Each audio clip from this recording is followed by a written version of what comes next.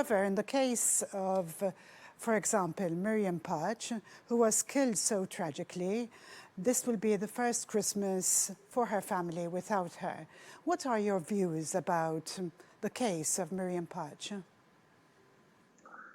Well, certainly the case of Miriam Pace is a tragic one, not only because Mrs. Pace passed away and left the family crying her loss, but also as a victim of an industry that carries risk. And of course, my coming from that industry myself, feel partly responsible for the fact that this industry's lack of regulation, if you like, or lack of respect, if I may, not only for the workers and the neighbors, but also for the country in general, leaves much to be desired. Let's be clear. Most of the country, most of the people living in Malta are somehow invested in this industry. That is why everyone, or the majority of people, are how shall I say, involved, enthusiastic, engaged, supportive of an industry that generates wealth. Also, it is an industry that is essential, fundamental for the overall development of our economy.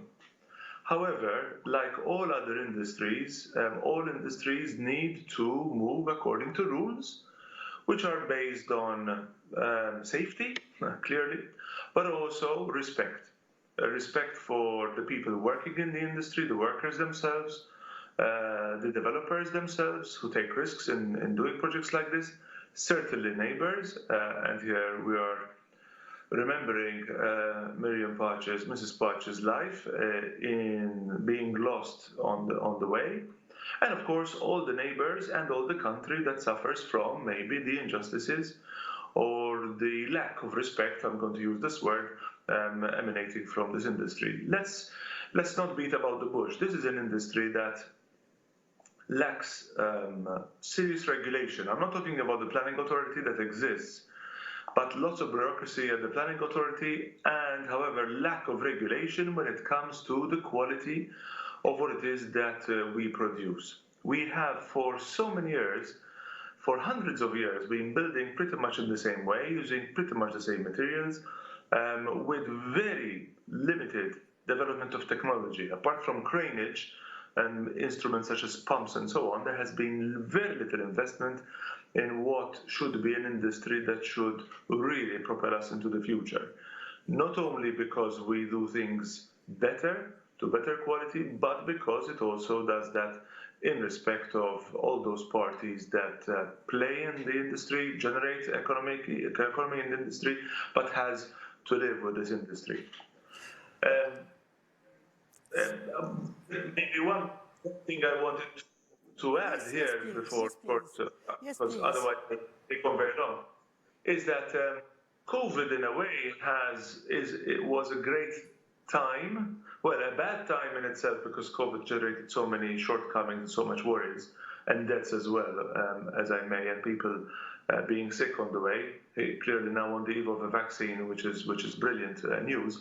However, this year has been a great year for us to really stop and think about everything, about our personal life, about our health, our mental health, physical health, but also about what is truly important to our life and what are our true values. And I may add that I have at least experienced a serious extent and improvement in appreciation for the environment, not so much from the point of view of the protection of trees only, or having more greenery, but rather in ensuring that we understand that resources are to be respected, to be cherished, to be used wisely.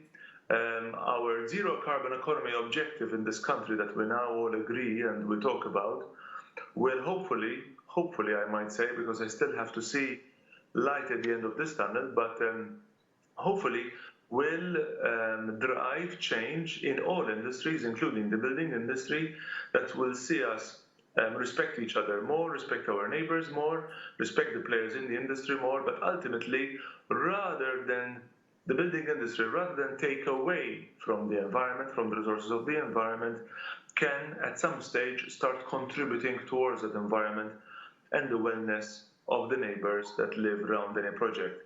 So hopefully, any injury, any death, anything that is negative in the industry should by now have made us realize that we have lessons to learn and therefore changes to make in order not to repeat past mistakes, become better at what we do, and at least, if not catch up with our peers, our international peers in this industry, hopefully we'll also, in a small, smart and sustainable island, may be able to be an example of how things are done if we truly mean what we say when we say that we really want to be zero carbon economy by 2050, and with all the ramifications included with that. Thank you.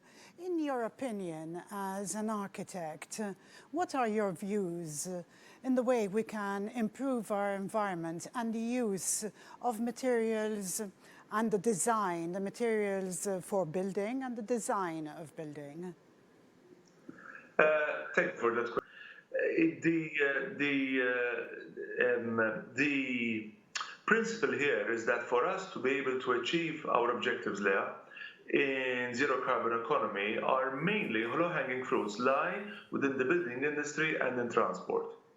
We as a Chamber of Commerce have made serious recommendations about the need to electrify our vehicle fleet, also maybe looking at hydrogen energies that will drive that as well, and other industries. The need for research and innovation, not only in blue sky research, but actually research that is tangible and real for Malta. In the building industry, I have, in my mind, it's an easy solution. I don't know why it's taking so long for it to develop here. But in my mind, if buildings of a certain size, say over 1,000 square meters, and any building that is funded by through public coffers, should be certified using international forms of certification that certifies sustainability. And that therefore starts off with true thinking at the concept design stage, with architects, with engineers, with interior designers, certainly with developers and the way they procure, contractors and the way they use materials. We'll have to think about waste before we generate it. We'll have to think about the wellness of the users before the users move in. We'll have to think about the waste generated from the project as it is being used before we actually have any users in the building. It's a complete change in mindset. LEED certification, I don't want to be technical, but LEED certification and other forms like that. LEED is renowned around the world. 85% of the world uses the system. And Malta has just started using that. If we implement it slightly more energetically, more positively, we'll be able to see a change in mindset across the whole industry and other supporting industries.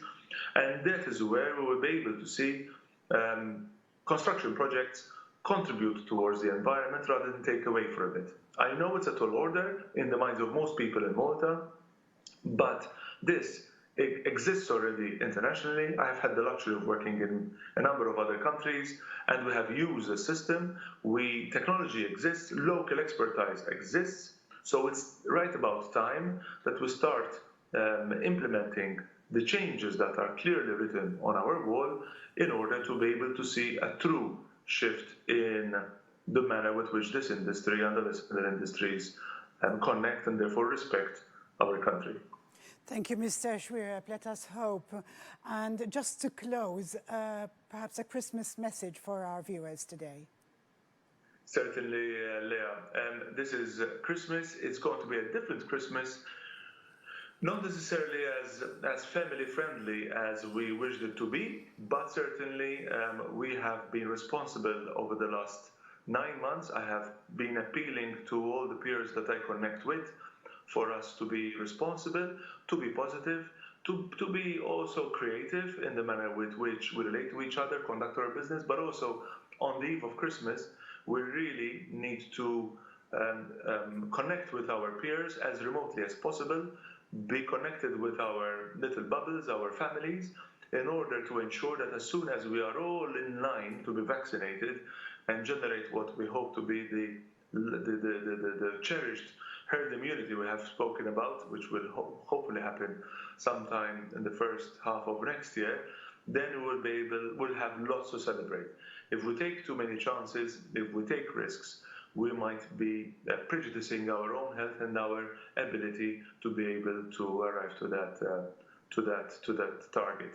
Let us enjoy Christmas in a different way. Let's use technology in the most creative ways, and let's remain healthy and positive. Thank you very much. Thank you very much. That was Mr. David Xuereb, who is the president of the Malta Chamber of Commerce.